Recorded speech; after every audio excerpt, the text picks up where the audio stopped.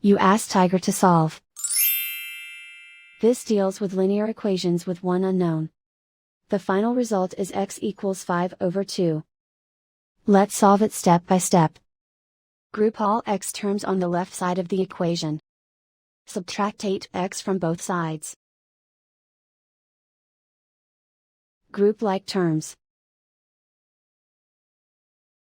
Simplify the arithmetic. Group like terms. Simplify the arithmetic. Group all constants on the right side of the equation. Add 4 to both sides. Simplify the arithmetic.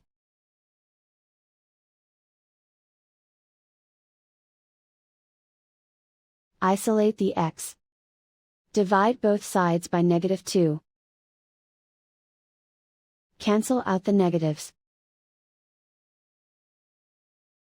Simplify the fraction. Cancel out the negatives.